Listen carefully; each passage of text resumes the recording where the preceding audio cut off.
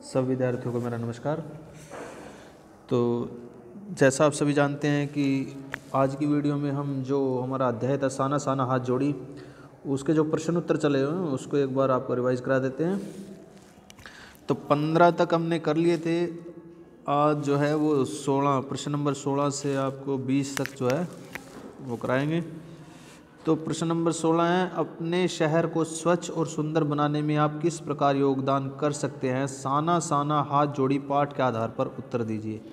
ये CBSE 2016 में आया हुआ है। अथवा एक संवेदनशील युवा नागरिक के रूप में पर्यावरण प्रदूषण को रोकने में आपकी क्या भूमिका हो सकती है? साना साना हाथ जोड़ी पाठ को दृष्टि में रखते हुए उत्तर दीजिए। ये CBSE 2013 और 16 में आया हुआ है। अपने शहर को स्वच्छ और सुंदर बनाना हमारा परम कर्तव्य है, पहला कर्तव्य है। इसके लिए हमें अधिक से अधिक पेड़ पौधे लगाने चाहिए और उनकी देखभाल करनी चाहिए। पेड़ों की कटाई पर रोक लगाई जानी चाहिए तथा इसके लिए कठोर कानून बनाए जाने चाहिए। लोगों को पर्यावरण की शुद्धता के प्रति जागरूक करना चाहिए। हमें सड़कों, गलियों और अन्य सार्वजनिक स्थलों पर कूड़ा करकट नहीं डालना चाहिए। सार्वजनिक परिवहन प्रणाली का प्रयोग करना चाहिए। जल प्रदूषण को रोकने के लिए नदियों में कूड़ा नहीं फेंकना चाहिए, जिससे नदियों का जल जो है वो प्रदूषित हो जाता है। इसके अलावा दैनिक जीवन में जो वस्तुएं पर्यावरण को नुकसान न पहुंचाएं उनका प्रयोग करना चाहिए। पर्यावरण संरक्षण का अभियान चलाकर आप आसपास के लोगों को जागरूक करना चाहिए। इस प्रकार से हम पर्यावरण की सुरक्षा के प्रति अपनी जिम्मेदारियों को निर्धारित कर सकते हैं। प्रश्न नंबर 17 है, माया और छाया के अनूठे खेल ने साना साना हाथ जोड़ी पाठ की लेखिका को किस प्रकार प्रभावित किया और आप इसे पढ़कर क्या प्रेरणा ग्रहण करते हैं? माया और छाया। गंतोक की यात्रा के दौरान लेखिका ने हिमालय के बदलते विभिन्न रूपों को देखा तो वे आत्मिक अंदर से आत्मिक आनंद से भर हो उठी। हिमालय की घाटियों पर कहीं हरियाली थी तो कहीं पीली घास थी, कहीं खिली हुई धूप थी तो कहीं बादलों की चादर बिछी थी, कहीं पहाड़ों की छाया थी तो कहीं स्वर्ग जैसी वादियां थी। प्रकृति का अलौकिक सौंदर्य देखकर लेखिका को लगा जैसे वे ईश्वर के निकट पहुंच गई हैं।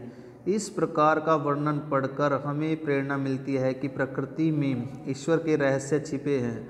हम जितना प्रकृति के समीप रहेंगे उतना ही असीम आनंद अनुभव करेंगे। यानी कि जितने प्रकृति के पास रहेंगे उतना ही ज़्यादा हमें जो प्रकृति का सौंदर्य है, जो अनुभूति है, वो प्राप्त होगी। भारत का स्विट्ज़रलैंड किसे कहते हैं और क्यों? वह स्थल हमें किस प्रकार प्रेरित करता है? पठित पाठ साना साना हाथ जोड़ी के आधार पर लिखिए। कटाओं की पहाड़ी को भारत का स्विट्ज़रलैंड कहा जाता है क्योंकि यह स्थल पहाड़ी समुद्र तल से 14,500 फीट की ऊंचाई पर स्थित है। यहाँ बर्फ, धुंध और वर्षा का साम्राज्य है। यहाँ की खूबसूरती का वर्णन ही नहीं किया जा सकता, वह अवर्णनीय है।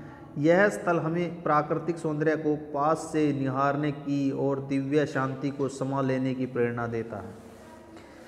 प्रश्न नंबर 19 है, सिक्किम के यात्रा वृत्तांत में लेखिका को सीमा पर तैनात सैनिकों को देखकर किस प्रकार की अनुभूति हुई? ये CBSE 2015 में भी आया हुआ है। पूछा है उसने, सिक्किम यात्रा के दौरान लेखिका ने वहाँ तैनात सैनिकों को 0 से बहुत कम के तापमान में सीमा पर डटे देखा तो वे भावभीनी श्रद्धा और आनंद से सराबोर हो उठी थी। भावभीनी यानी कि आंतरिक जो श्रद्धा है, उन्हें एहसास हुआ कि ये सैनिक देशवासियों को चैन की नींद देने के लिए इस कंपकंपाती सर्दी में जागते रहते हैं। उन्हें प्रतीत हुआ कि इन सैनिकों तथा उनके परिवारों की देखभाल करना हमारा कर्तव्य है। ये सैनिक देश के गौरव हैं। अंतिम प्रश्न है, प्रश्न नंबर 20, देश की सीमा पर बैठे फौजी कई तरह की कठिनाइयों का मुकाबला करते हैं। सैनिकों के जीवन से किन किन जीवन मूल्यों को अपनाया जा सकता है, चर्चा कीजिए। ये भी 2015 में आया हुआ प्रश्न है।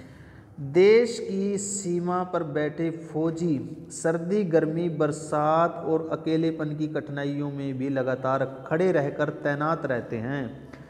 उनका जीवन समर्पण और बलिदान का जीवन है, वे हमें देश के सर्वस्व समर्पित करने की प्रेरणा देते हैं। यानी कि अपना सब कुछ देश को समर्पित करने की जो प्रेरणा देते हैं। हमें उनसे सीखना चाहिए कि हम स्वयं कष्ट उठाकर अपने कर्तव्यों का पालन करें।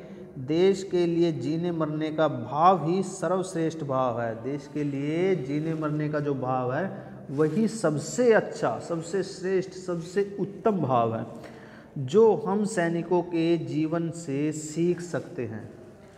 तो आज की वीडियो में हमने प्रश्न 16 से 20 तक की जो है व्याख्या की है। तो सभी विद्यार्थी इनको अच्छे से याद करेंगे। तो जैसे इसका PDF जाएगा तब आपने इसको लिखना है। धन्यवाद।